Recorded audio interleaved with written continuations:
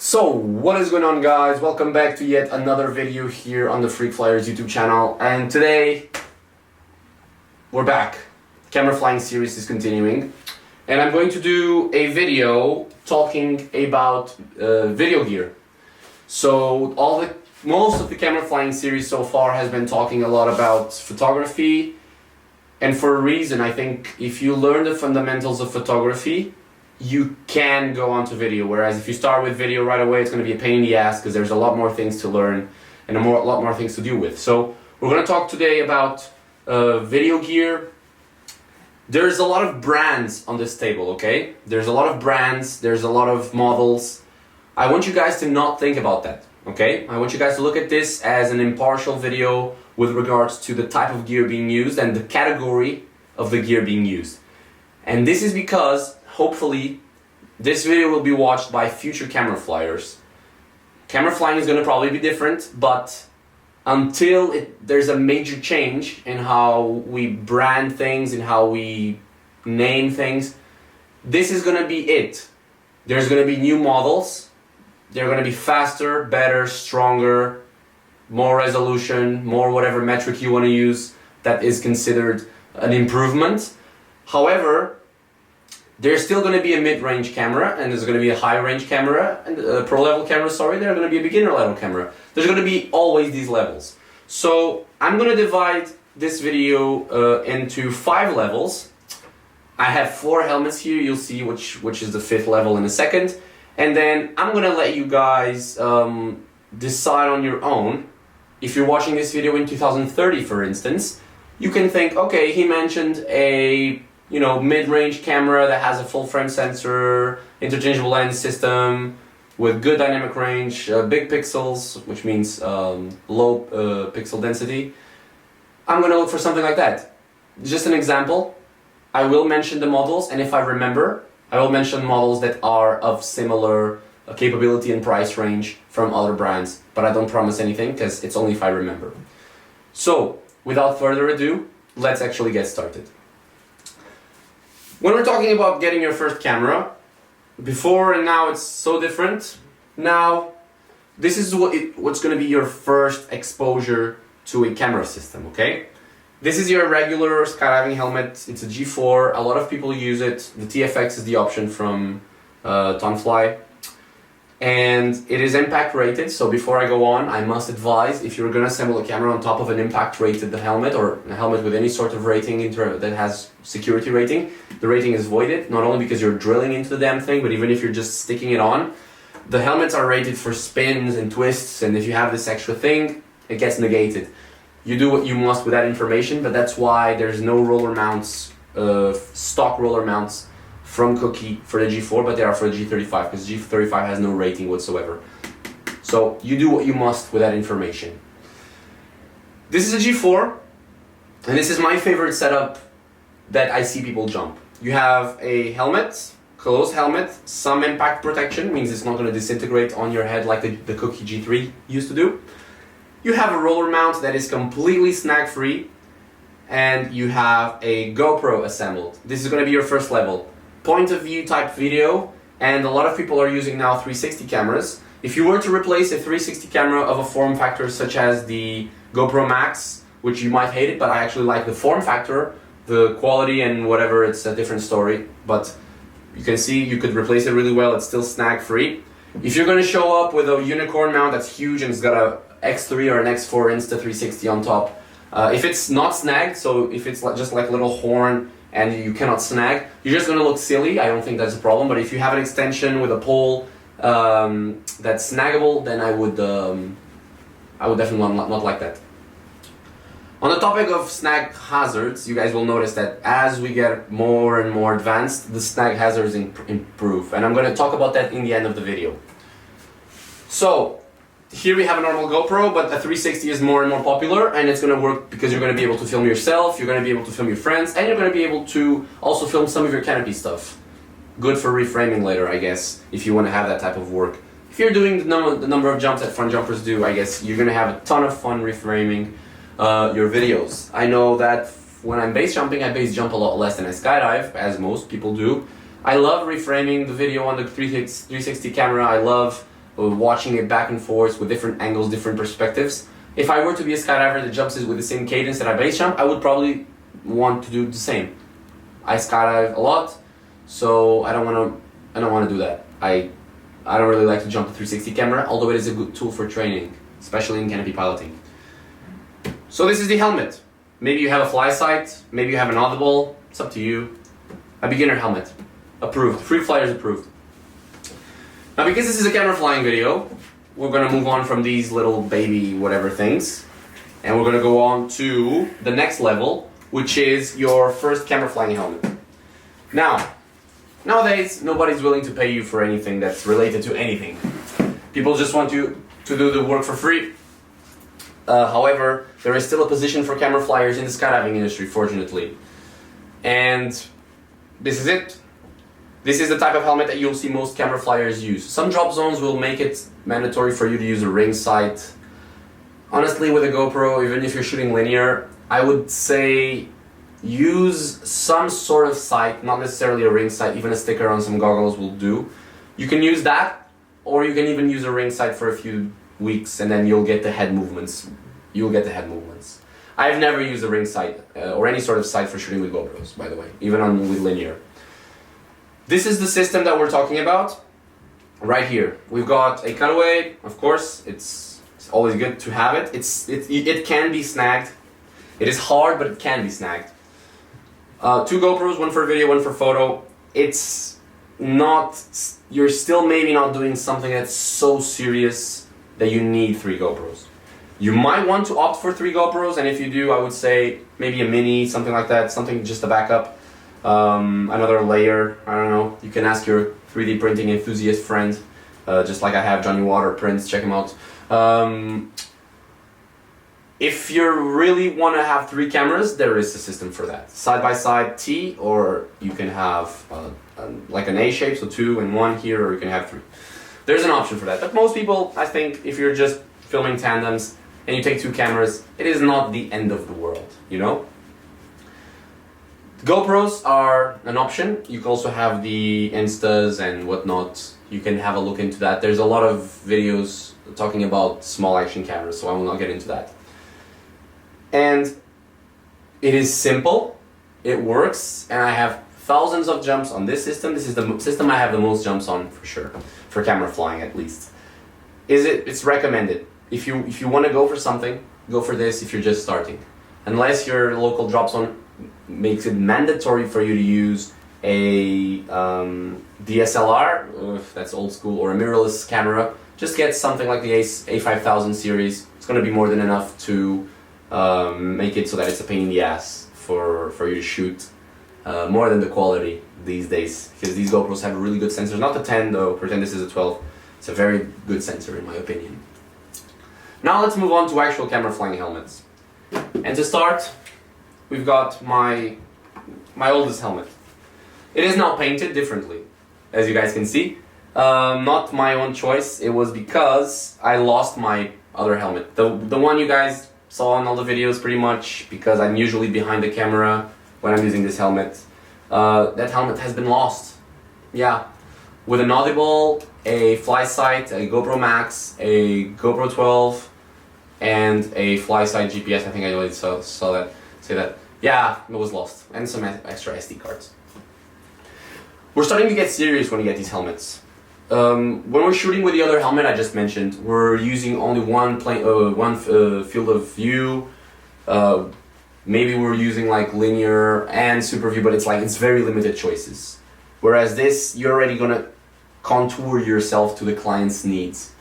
In this case, I assembled here a camcorder, but not because I'm telling you should use a camcorder when you're at this level of a camera flyer. This is just an example, because this is another tool we have. We started with 360 cameras, then we moved on to GoPros for work. Now we're moving on to camcorders, which I think are a level below the mirrorless and cameras that we have now.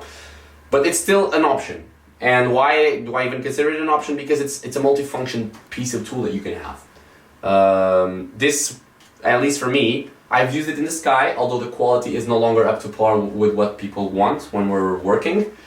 The stabilization is also not up to par with GoPros, and unfortunately GoPros have caused us to have very different interpretation of what's good stabilization, because our eyes have gotten used to better and better and better hyper smooth from GoPros, and now even a small jittering movement will be unwatchable for most people. This camera has very good stabilization. It's a pretty much a gimbal inside of here, and it's very easy to focus, and it's actual optical focus. It's not digital focus. It has digital focus, but it's mostly optical. It's a Sony AX53. It shoots 4K 30 frames per second.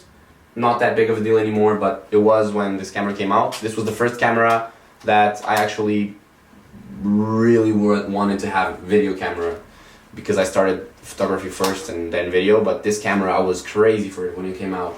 And I bought it years later out of spite for not having the money nor the need at the time. Why is this so good?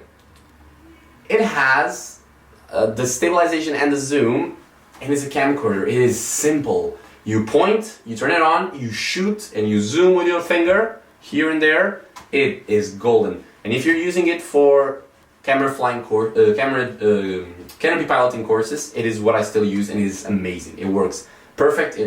It's perfect. For camera flying courses, it's perfect, and I promise you, you will see it a lot if you travel around and you know people who are camera flying instructors.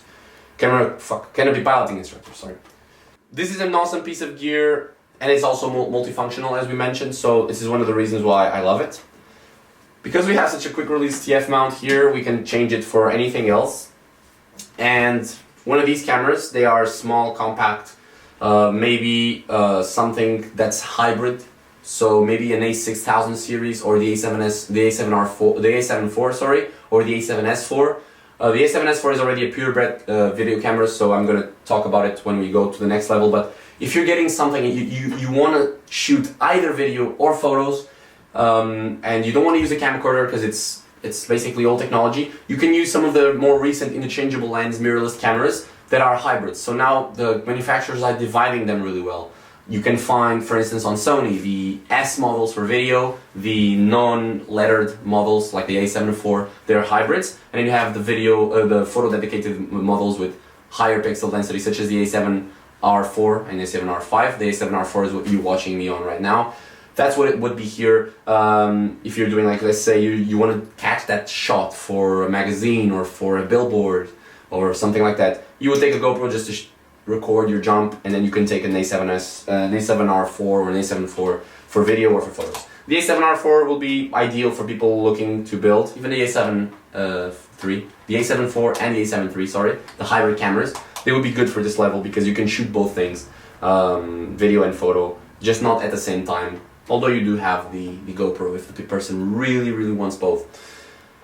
So yeah, imagine you have some sort of format camera like this. Again, I keep talking about full frame because that's what I've been working with for the past years, but crop sensor cameras are just as capable. And for skydiving, remember, go watch the video about sensors and whatnot. It also applies for video. In skydiving, we have so much light that we are not really going to take advantage of the full frame unless you're doing huge prints. I use full frame because I want to have a system that is going to be useful for everything. I don't want to have cameras that are full frame, cameras that are crop. And so I shoot a lot of stuff at night for my totally legal base jumps. Sorry for burning all the objects, by the way. If you have a hybrid camera, you're going to be good for shooting most things. If someone rocks up to the drop zone, they either bring their own gear for an ad or for TV or whatever, or for a movie. They either bring their own gear and you shoot with their stuff, or you're going to be more than able to shoot with a hybrid camera. Whether it be you want to do log, they do log. You want to have specific type of lens setup, you can have that. Now, when we talk about these types of cameras, we also have to take into consideration, these are interchangeable lens cameras. And I promise you, the moment you add option is the moment that you will be indecised for the rest of your life. At this level, it's a type of investment that you're not just buying the camera, the helmet, the mount, the ball. You're buying the camera, you're buying the helmet, you're buying the mount, you're buying the adapters to make everything fit, you're buying the cable, byte switch, it's on that one. You're buying the sight, you're buying the extra SD cards and batteries. Yeah, I have this tray here, because we're shooting things that we cannot miss. Okay, a tandem, you can refund them the money, they'll come back next time and they'll get the video that time. Or you can just give them the video or just the photos, something like that. For TV, you'll lose the job and then they're not gonna hire you again. So you really gotta make sure you have everything. Extra batteries, extra cards. You can buy Mark Trunk's little zip fanny pack. I think it's awesome, honestly. I would add a knife to that, but I think it's awesome. So this is it. This is the borderline professional camera flyer. You're really good, you shoot. Everybody knows you shoot and they'll call you up when there's something to shoot. This is the level that most people actually stay in, because there's no need to go much further than that. I'm gonna put this aside and talk about the final level, or rather the second to last level, which is a purebred camera flying helmet. Notice that all these helmets, if you remove the cameras, it just becomes a normal safe helmet that you can jump every day and you will not have a problem. This is not so much. You can jump this helmet, it's going to be fine, but it's going to be a little bit of a pain in the ass to carry around and to jump, just because of the setup. It's a flat top helmet, and because it's the last one, like I was mentioning in the beginning of the video, as we get more experience in camera flying, just like as we get more experience in swooping, for instance, or in canopy piloting rather, we get smaller canopies, more dangerous canopies. Well, same thing, in my opinion, should apply to camera flying. If you want, if that's something you want to pursue, just like in canopy piloting, if you want to get fast canopies, they are more dangerous, you can train, learn, and adapt yourself to that. Same with camera flying. If you want to jump big setups, if you want to jump complex systems, learn, evolve, train, and get jumps, and then you're good. You're not going to see a canopy with camera, like entanglement, whatever, on a professional camera flyer. Oh, but it's snaggable. Yes, you can snag here. Yes, but have you seen it happen? It doesn't happen. Why? Why? Is it because it's not snag hazard? What is it? Is it luck? It's not luck. It's experience, okay? I'm not saying I'm the most experienced camera flyer. I'm just saying that most times there's snags and there's problems with cameras. It's not experienced camera flyers. It's beginners jumping snaggable mounts. And so, should we forbid this type of thing that captures amazing video, and that amazing video actually gets shared onto social medias, and people that watch those videos are going to go and buy a tandem at your drop zone, and there's going to be one more load for you to jump in? So should we be prohibition style with cameras, as I've seen a lot of people talk in groups, mostly not camera flying groups, most groups of just fun jumpers. Oh my god, it's so dangerous, cameras. Usually the old guys. Yeah, the old guys, most of the jumps that the old guys do are AFS and tandems from people that watched videos of skydivers and then they wanted to jump. So what? So what's the deal? Are you spitting on the plate that fed you? Are you spitting on the hand that fed you? Sorry? Yes, that's exactly what people are doing when they speak like that. When you have some experience, it is okay to jump a setup like this. If you're a beginner, it's not. If you're a beginner, it's not even okay to jump a camera. And if you have enough experience to jump a camera, it's not okay to jump a setup that is snaggable, because you're not using the camera to camera fly. You're using the camera to capture your point of view, and you're not worrying about the camera. So if you don't want to worry about the camera, make the camera not a problem by making it snag free. When I jump this helmet, I promise you, that is one of the things I worry the most is the camera. I've had cutaways. You've seen me fight with cutaways, and I fixed them, it's fine. I've had cutaways with much simpler problems that I cut away because I was like, I knew I was camera flying, so I knew I had plenty of altitude, but I also had people below me. I knew that it would be way better to perform a cutaway, stabilize it, open my reserves, stay stable, lock my neck, make sure I'm ready for an impact, and I will save myself from problems, rather than fighting until the last moment and either spiraling into another canopy that's below me, which happens when you're camera flying, or cutting away last minute, having having to open my reserve randomly on my back because I'm really low, and causing an issue, or having the RSL connected because I forgot I was camera flying, and I need to have the RSL connected because I need the skyhook in case I cut away low. When I'm camera flying, that's not what's going through. I think about all that. It's already been thought before because I'm camera flying. This is the priority of the jump, is the complexity of the system that can cause me injury. So why limit so much? But this is a discussion maybe for a different topic. You can leave your opinion if you want on the comments, and I'm sure me or someone else will gladly argue with you for internet points. Let's talk about the actual gear that's here. We have the sight, we have the blow switch, we have the extra batteries, we have the extra SD cards, we have all of that. But what do we have up top? Well, we have not I'm not going to speak about what cameras we have. I will, but not now. But what I want to demonstrate is we have flexibility. Some of the systems that I use here, if I want to switch from this camcorder to a camera that has interchangeable lens camera, which have this setup, it's like the lens, the body, and then the handle part. I put a little anti-snag tape just so that no lines get snagged there. I have to adapt to the system. This thing, it's really easy to slap here. Any type of camera that you want, you can put here, and it's going to work. It's going to basically work. I've shot with anything from the C300 to the R5 to the Red Komodo to Sony's, from all sorts of Sony's. I think every single, no, not true, but a lot of Sony's have gone through this helmet. Simply because it's that good. It's very modular. You can assemble anything, and this is a setup that I love to use, and I use a lot. The sight, obviously you guys know, plastic bolts, blah blah blah. Go get a camera flying course. Don't learn from the internet. Whatever. There's a lot of nuance that goes behind this stuff, but the meat and potatoes of the thing is I'm using the ZV-E1. It's an amazing piece of kit because it has the same sensor as the A7S3, or the FX3, just doesn't have any of the blah blah things. For instance, the fan. I don't need a fan, I'm skydiving. It doesn't have a viewfinder. I don't need a viewfinder, I'm skydiving. It doesn't have all the buttons. I'm not going to press any buttons, just a record button. The ZV-E1, along with the sensors from the A7S3, has the amazing AI chip that Sony has come up with for autofocus. This camera is a beast, and I'm serious, a beast with a capital B. And you'll be set for a long time if you purchase this. It captures 4K, 120 frames per second log. There's been what do you call a contest when the companies are picking who's going to be the company to do the video. I've won contests because people text and say, oh, we want to be the cheapest possible. Do you have your own gear? They pay for a little insurance for the gear, and you're set because you have the gear already. The other companies, they said, no, you need to bring your own gear or rent and make an insurance for that. And oh my god, it's a pain in the ass. I already have everything set up, so it was easy peasy, lemon squeezy.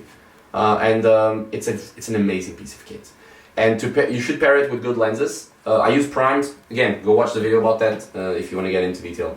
I love primes, and I use the Zeiss series of primes. They are absolutely amazing. I also use ND filters when I want to shoot a little wider aperture, but that's again, you can watch the other video about that. Sometimes I like to set this up with this camera for video, and then I use these two GoPros as backup. Sometimes I'll do the photo camera, the A7R4 that you're watching me on now, as photos, and then I'll have video, and I can do like linear video and super view video just to have the different types of angles. If you're shooting a formation that's going to have movement that you've never seen, that's going to go from being a circle of 30 people into a longer line of however many people, the video is going to look shit once either the linear is going to be out of frame or the super view is going to look tiny. The camera, however, you can always crop in, especially on the 60 megapixels. Is it 60 mega? I don't know, 62 megapixels, something like that. You can always crop in, and especially with the Zeiss lenses, it's going to look sharp. So it's not a problem at all. It is modular. And so this is the level 4, which is your own gear, stuff that you put in here. Oh, and also, I forgot to mention, you can also put two cameras side by side, so you can have the ZV-E1 or an A7S3, and then the photo camera, A7R4, A7R5, Canon R5, whatever Nikon is up to these days. I have no idea what they do. It's modular, and you can have stuff, you can borrow stuff, you can assemble this really quickly. The client's going to be happy with the result, because they know, when they look at this, they know you mean business. So if you really want to, if your end game is camera flying, this should be your second helmet. It's not going to be your only helmet unless you're a god of camera flying, which a lot of people are actually. This is going to be it. This is the end game. You can put a red here, that's going to be level 5, any other cinema camera. If anyone has jumped with an RE Alexa, send me a picture. I would love to see that. So I think that's been it. I don't think I forgot anything. There's a lot more to talk about in camera flying, guys. Some people have suggested that I make a Patreon with paid videos. I don't think I'm going to do that, honestly. I don't want to have the obligation to make videos. So just watch what I post and text me with questions, if you have them. that's been it for today, guys. Thank you for watching, and hopefully I see you guys in the next camera flying series. I want to talk a little. I have a lot of topics to talk about in camera flying. If you have a suggestion, leave a comment down below, and I can make that the next episode. Otherwise, we'll talk about camera SD cards or how to make skydiving pornography. See you guys next time.